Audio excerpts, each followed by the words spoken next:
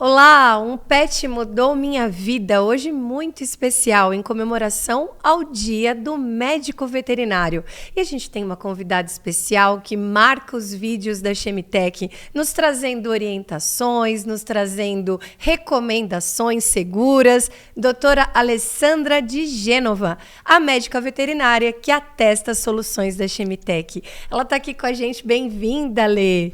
Obrigada, Elaine. É um prazer estar com você novamente aqui e comemorando o Dia do Médico Veterinário com muita alegria. Então, uma tarde especial mesmo. Muito especial para nós também. E a ideia é a gente contar a tua história hoje, tá? A gente vai representar aí todos os médicos veterinários, que eles se sintam homenageados na pessoa da Alessandra de Gênova, né? Nós reconhecemos demais o trabalho dos médicos veterinários e a Chemitec faz com vocês e também por vocês. Então, vou começar perguntando. Você já sabia, desde pequenininha, que seria uma médica veterinária? Como é que foi a tua escolha profissional? Eu quero saber primeiro da criança. Olha, Elaine, é interessante, nós somos uma família de 3 irmãos. E meu pai identificou na época que os 3 tinham medo de animais. Eu morria de medo de cachorro, a gente, por volta de 4, 5 aninhos, ia na casa de alguém, subia no sofá, aquela confusão. E aí meu pai resolveu adotar um filhotinho para ajudar nesse processo. Então você tinha medo de cachorro? Tinha medo de cachorro, porque morávamos em São Paulo, Santo Amaro, não tinha acesso aos animais, então era tudo muito novidade, né? Muita novidade. Então começou por aí. Só que esse cachorrinho foi crescendo e ele ele pulava muito, ele mordia muito, então não foi muito didático a primeira experiência, né? E aí uma vizinha da casa da minha avó, ela comentou que a cadelinha tinha parido e que era para pegar menorzinho, filhotinho, e tá aí uma boa dica, né? Sempre para perder o medo. O ideal é começar pequenininho. E aí foi meu primeiro amor, o primeiro amor da minha vida, que foi o Dundum. Ai, gente, o Dundum. Era um vira-lata meio piquinês, naquela época tinha muito piquinês. Ela tá com os olhos marejados, tá bom? Não ia contar, mas estou revelando. Ela tá falando do Dundum emocionada. Eu tinha uns 6 anos de idade, né? Então, realmente tem coisas que marcam, né? Marca a infância, são memórias afetivas. E o Dundum foi uma dessas, né? Bom, enfim, o que eu fazia? Eu dava comida para as formigas, né? Minha mãe ficava louca porque a casa ficava infestada de formiga. Ela não entendia de onde vinha. E aí ela achava as tampinhas com açúcar espalhadas pela casa. Ela ficava quase louca. Então foi crescendo esse amor, foi fluindo, foi aflorando dentro de mim. E eu falava, naquela época, o médico veterinário era uma profissão, né, até quando eu passei na faculdade, uma profissão muito masculina, né, hoje já mudou bastante, mas eu falava para o meu pai, eu vou ser médica dos bichos. E minha irmã, ela falava que ia ser médica, então ela cuidava das bonecas e eu sempre estava cuidando dos animais lá de casa. Era muito interessante. Então, isso foi, assim, um amor de criança mesmo. E o Dundum foi seu primeiro, digamos assim, paciente de mentirinha, né? Foi, com certeza. Como é que você brincava com ele? Você tem essa memória dele? Eu tenho. Eu sempre atendido? Eu sempre no chão, examinando, levantando a cauda, mexendo no vão das patinhas, olhando a língua, olhando o olho. Minha mãe conta, assim, que sempre me via no tapete de casa, cuidando do Dundum, né? Fazendo isso. Dundum viveu quanto tempo com você, Lê? Eu tinha 16 anos, quando o Dundum teve um problema cardíaco, né? E ele não suportou, mas ficou com a gente 16 anos. Ou seja, ele te acompanhou uma boa parte da infância e da adolescência, Sim, né? uma boa fase, e foi muito decisivo nesse período junto com o Dundum, né? Por isso a emoção. Eu tenho certeza disso, né? Eles marcam a nossa vida, vêm para fazer parte da nossa família. No meio além do Dundum, tinha algum outro bichinho ou era o Dundum que reinava mesmo nessa época? Nessa época era o Dundum. O meu pai, ele botava um limite, porque eu adorava andar pela rua e sair trazer um bichinho para casa. Então ele sempre apoiava, falava, pode cuidar, mas depois tem que arrumar um dono. Então isso meio que limitava um pouco, né? E você fazia isso? Eu fazia, Elaine, fazia. Conta e tem pra muitas histórias assim. Eu adorava cuidar, eu medicava, eu usava dipirona, eu dava um jeito, né, de ajudar. E tem casos muito interessantes depois, na época que eu decidi, né, época de colégio, e isso foi cada vez mais aflorando. Depois do Dundum vieram outros, né, que também marcaram história. E teve um caso muito interessante, mas aí eu já estava na faculdade, já tinha uma noção, já fazia aplicações, né? Um cachorro que ele começou a frequentar o meu portão, com uma ferida enorme, e eu já coloquei lá na garagem, já comecei a medicar, já comecei a tratar, limpar aquela ferida, e ele foi embora. Falei, não vai voltar mais, eu precisaria ter uma continuidade, né, nesse tratamento. Mas não é que ele voltou no outro dia? Claro que eu dei comida, dei ração. E ele voltou todos os dias para fazer o curativo. Parecia que ele sabia que ia receber atendimento. Eu tive essa sensação. E eu medicava, antibiótico, enfim, aliviava a dor até a cicatrização. E depois nunca mais ele apareceu. Então, olha que incrível foi incrível isso. essa história. E antes desse animal, você passeando pela rua, via um bichinho machucado ou precisando de comida, você trazia para casa meio que uma hospedagem em dia. Isso. Passava o dia ali, depois você arrumava um tutor. Isso. Você fazia até a adoção ali. Aquela época era um pouco mais fácil esse tipo de trabalho, porque as pessoas aceitavam melhor, elas gostavam mais, né? Hoje em dia essa adoção é mais complicada, né? Mas naquela época era tudo muito mais simples, parecia ser mais simples. Uhum. Mas tem uma história muito interessante, meu pai sempre apoiando, a gente tinha um quartinho da bagunça, sabe? Aquele quartinho organizado. Tem um quartinho, né, aquela gente? bagunça organizada, né? E ali era o meu cantinho de colocar os animais. E aí a casa do fundo da minha mãe estava em construção e eu comecei a escutar um miado de filhote. Não tive dúvida, peguei a escada, subi aquele muro enorme lá da minha mãe. Quando eu olhei o filhotinho lá do outro lado do muro abandonado, eu peguei uma cesta de vime, amarrei uma cordinha, pus um petisco lá dentro, joguei aquela cesta lá embaixo. Ele entrou. E eu pesquei o gato, literalmente. E ele ficou com você. Aí ele ficou lá em casa durante um período também, cuidei.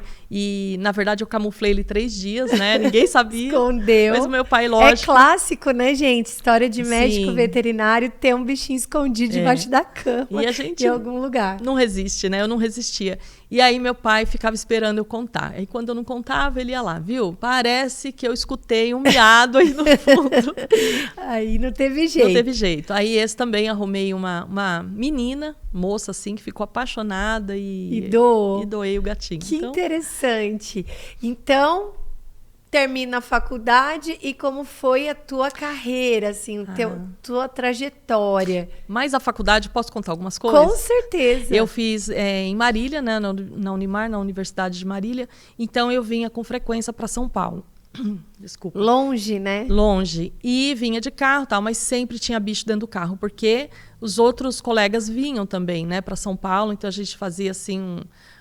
uma viagem de médicos veterinários tudo junto. Então, sempre um entrava com peixe, o outro entrava com filhote de cachorro. Sempre alguém falava, cabe mais de um. onde? De onde esses bichinhos? Que estava em tratamento ou na faculdade e aí voltava para casa, ou daqui levava para tratar na faculdade. Então, a gente fazia o transporte, esse vai e vem. Meu Deus! E eu tinha uma cadelinha que morava lá comigo, que ela ia no carro junto e amava, né? Então, tem essas Vinham histórias. os estudantes e a bicharada toda. A bicharada toda. Minha mãe sempre legal. falava, Alessandra chegou, o que ela vai tirar de dentro do carro? E depois da faculdade, como foi a sua primeira experiência profissional? O que você desejava fazer? O que você pensava em atuar? Como é que foi o início dessa carreira? Eu sempre gostei de pequeno porte, que é cães e gatos, né? Sempre gostei de clinicar e cirurgia. Então, a minha vida foi sendo traçada para esse propósito. E eu fui trabalhar em São José dos Campos, primeiro, numa clínica veterinária.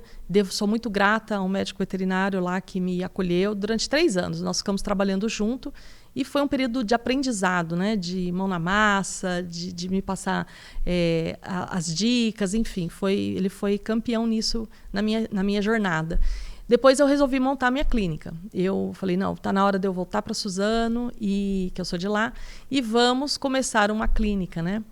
E abri uma clínica de bairro pequena, e comecei a atender ali, já no mesmo bairro que eu sempre morei. Então, eu era muito conhecida ali. Ficou confortável, ficou legal essa clínica ali.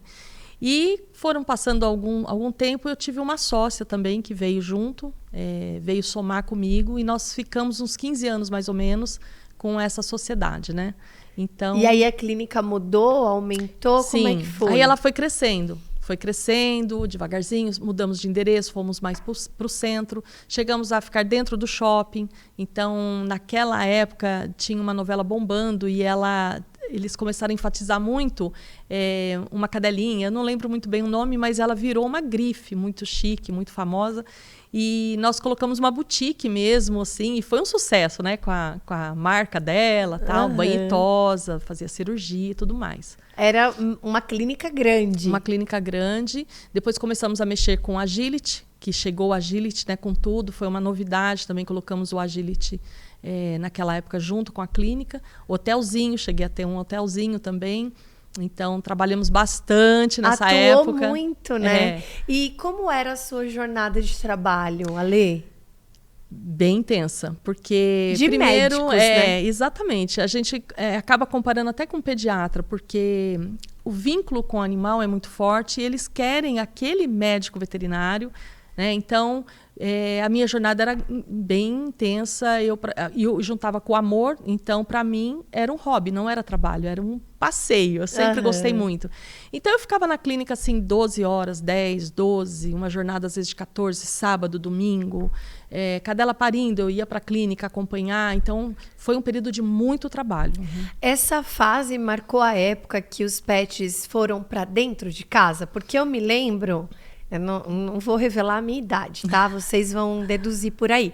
Porque eu lembro de uma época que o cachorro ainda morava no quintal da nossa casa. Sim. E muitas casas tinham lá o seu cachorro, mas ele ficava na corrente, ele era quase que um guardião ali, né? Mais territorialista do que pet, né? Ele era mais para proteção do que para cuidado, né? Essa época marcou a época que eles começaram a ir para dentro de casa? Isso, Elaine. Eu peguei toda essa transição, né? Então, eu peguei desde os costumes e a cultura muito errada, de muito tempo atrás, amarrado na corrente, exatamente como você falou. E isso chocava muito, doía muito o coração. A gente, por mais que você falasse, não tinha acordo. É cultural, né? Cultural. E aí eu fui vendo toda essa transição. Até ele virar um filho, porque agora ele está ocupando esse lugar, né? Isso. Então, eu imagino que foi um boom, né? Porque as pessoas começaram a ter uma outra relação com esse bichinho, né? Isso, exatamente. Então, você via, assim, os dois caminhos, vamos dizer assim, né? Então, você via aquela situação ainda ali, muito difícil de mudar, por mais que você falasse, tira a água do sol. Não, ele está acostumado, ele é cachorro. Para de dar comida, vamos introduzir uma dieta melhor, mas não tinha jeito. E aquele outro lado já começando a pegar. Que interessante. Né? E depois que você teve a clínica, quais foram as novas experiências que surgiram profissionais? Tá. Então, aí veio uma fase que eu tive que parar um pouquinho por problemas pessoais, né, família, enfim. E depois eu comecei a ingressar no poder público. Nunca tinha tido essa experiência, foi um grande desafio, porque eu não queria entrar no poder público de jeito nenhum. Na época que eu me formei, se fazia muita eutanásia ainda. E isso eu falava que eu não queria de jeito nenhum, né? Carrocinha. Eu me formei nessa época que ainda passava a carrocinha. Passava a carrocinha, levava tudo. Inclusive, esse veterinário de São José, que acho que trabalha ainda, né, no poder público, ele relatava muita coisa que ele chegava muito ferido, sabe? Então eu falava, eu não quero isso para mim. Eu não tenho estrutura emocional para passar. E era por lei, era a regra, era a norma, e era assim que era, né? Mas aí, graças a Deus, veio a nova lei e que parou com a eutanásia, dando outros caminhos, outras soluções. Então, quando fizeram esse convite, tinha acabado de acontecer a mudança da lei. Aí o pessoal lá, não, vem, olha, não pode mais fazer eutanásia. Estava nessa transição, sabe? Que foi bem difícil também, porque eu já cheguei com a ideia nova, não, sem eutanásia, vamos defender os animais, eu sou a favor dessa bandeira, nós precisamos dar bem-estar para o animal mesmo, ele em isolamento ou no canil, né? Então, foi uma experiência incrível, mas muito desafiadora. O que você viu que mais te marcou? Seja no serviço particular, na clínica, E também no serviço público, porque são realidades muito distintas, né? Para qualquer serviço. Muito distintas. Então, por exemplo, no poder público, a maldade humana. Isso me chocou muito, porque como eu vivi dentro da privada, né? Dentro da área clínica particular, você não consegue ver muito isso. Mas quando você vai para o poder público, a maldade humana que não para só no animal. Você se depara com a crueldade animal muito explícita, né? Mais e vai exposto. além, Elaine, porque quando você vai fazer uma vistoria, uma visita técnica, a maldade não está só no animal. Então, está nas crianças, no idoso, toda a família maltratada por alguém. Né? Então, isso foi muito cruel, muito difícil. O animal, às vezes, é só um reflexo de uma família, né? De um ambiente, de um bairro, uma comunidade. Né? E crianças com maldade, isso me assustou.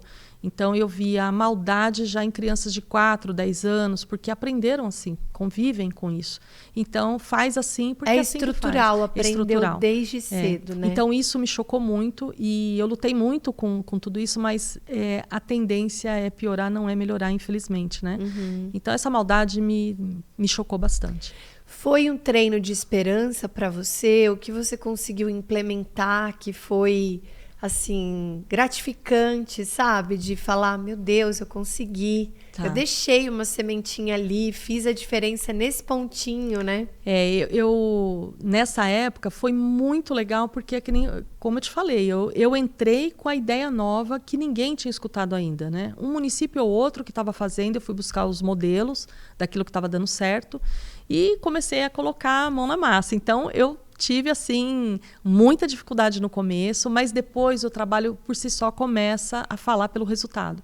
Então, as feiras de doação, que hoje em dia existem, naquela época era novidade, enfeitar os animais, proporcionar brinquedos dentro do canil. Enriquecer o ambiente, exatamente. Passear, montar pessoas que estavam ali querendo gastar e derramar amor em cima dos animais. Então, isso, ver eles felizes, sabe? Não naquela situação de canil todo dia, passar isso para a equipe, mostrar que é possível, sim, fazer um trabalho diferenciado. As castrações que começaram, né? Microchipagem que hoje está muito...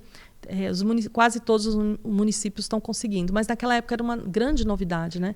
Palestras educativas nas escolas, ensinando os pequenos, conscientizando, né? Ser um tutor responsável, né? Isso. Então isso aí no meu coração eu tenho guardado com muito amor, sabe? Que foi uma semente. Tem alguma história depois do Dundum de outros animais que você carrega também? Olha, tem uma engraçada. Eu tive um Fox Paulistinha depois também, que foi campeão. Todos eles, né? Se a gente começar a falar, mas o Billy foi algo especial também.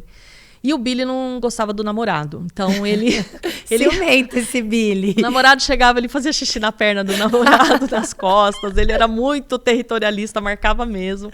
Então, era um barato. Ela é minha, né? O Billy dizia isso. E ele era, assim, muito ciumento. Então, ninguém podia chegar perto. Era um barato, que engraçado.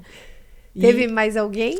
Olha, teve um setter irlandês, que ele também, parecia que ele lia a minha mente, Elaine. Sabe aquela... Porque a gente estava até conversando um pouco tempo atrás. Eu sempre conversei com os animais, para mim, eu acho que é a minha terapia. Eu sento lá e desde pequena minha mãe falou, Alessandra não tá bem, ela tá conversando com os bichos.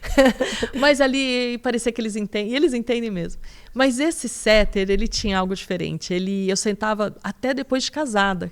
Eu sentava numa escadinha lá, desabafando comigo mesmo, ele vinha por trás, sentava do meu lado, ele era grandão, né? Aí ele punha a pata no meu ombro e dava aquela suspirada, do tipo assim, fala que eu tô aqui, né?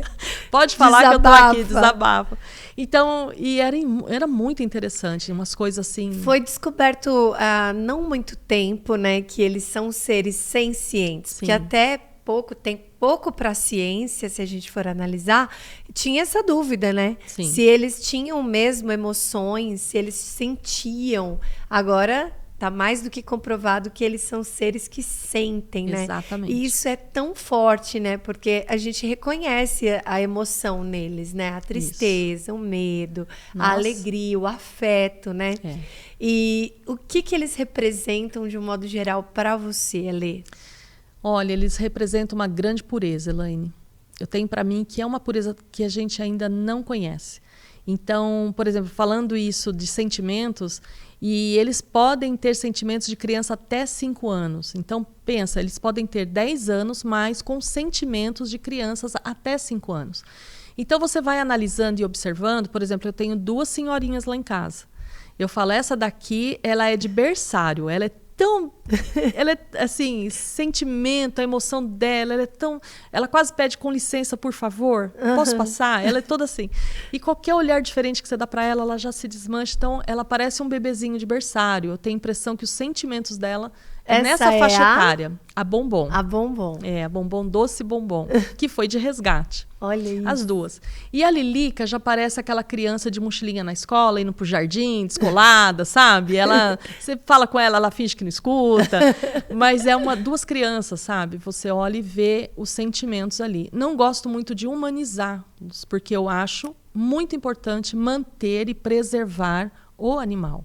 Sim, respeitar a natureza. A natureza, né? Então, cada animal tem as suas necessidades fisiológicas, de temperatura, enfim, de valores que você, humanamente, introduzindo a forma humana, vamos dizer, né? Você coloca, não, vai prejudicar de alguma forma. Colocar o sapatinho, né? Então precisa... Banho demais, isso, né? Eles precisam se sentir serem cães. Né? Isso, gatos. Eles já perderam tanto, né, com o decorrer aí da...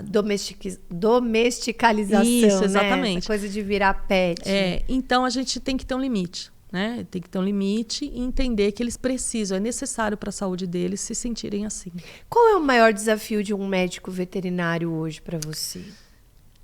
É uma profissão reconhecida? O que você Eu acho que melhorou muito, Elaine. Né? Como eu te falei, quando eu me formei, era uma profissão muito, mas muito masculina. Quando eu falei para meu pai, eu já sei o que eu quero fazer medicina veterinária. Meu pai quase caiu da cadeira. Ele falou, mas... E realmente, a minha sala tinha poucas mulheres. Então, eram homens de chapelão, cintão, aquela coisa mais de gado, né? Uhum. Então, isso já foi um grande desafio, a mulher na profissão, que foi crescendo bastante, foi mudando bastante. E ainda tem um pouco, em todas as profissões, acredito, né? Mas aqui no nosso país, acredito que a grande dificuldade é o fator financeiro, né? Você chegar com tudo, você falar, olha, isso aqui, se você investir, vai dar certo, vai... E a pessoa optar por uma eutanásia, optar por um outro caminho, o abandono. O fator financeiro ainda leva ao abandono dos animais. Com certeza. Com certeza. A gente viu isso na pandemia muito fortemente, né? Assim como eles marcaram o bem-estar de muita gente, eles até apareceram em relatórios mundiais, né? Sim. Da felicidade, do bem-estar, eles também apareceram nas estatísticas como um número explosivo de abandono, né? Então, isso eu acho que é bem... né? Você tem ali, tem a esperança, tem a solução, mas eu tive casos, assim, há anos atrás, né? Mas... Enfim, acredito que ainda quem está clinicando passa por isso, de chegar com problema de pele. Quanto que vai ficar? Não, pode sacrificar. Meu Deus. E eu não fazia, Elaine. Agora eu queria saber o que te move a ser a médica veterinária que valida, reconhece as soluções da Chemitec. Você confia na empresa, você acredita nas propostas, né? Você está sempre aqui representando esse médico veterinário que vai prescrever aquele produto, aquela medicação, né? Como é que é essa nova fase? Assim, hoje você virou uma espécie de consultora, né? Para quem está nos assistindo. Uma fase nova, foi né? Foi um outro desafio, né? Porque são coisas bem distintas, mas para mim é um prazer estar aqui falando da Chemitec, falando dos produtos da Chemitec que eu experimento, sempre experimentei e recomendo, porque são produtos sérios, Elaine, né? Com eficácia, com segurança, nos dá cobertura tranquila de você estar investindo no animal, na saúde, que não é brincadeira, né? Quando você prescreve ali... É um ser vivo, né? É um ser vivo, você quer resultado.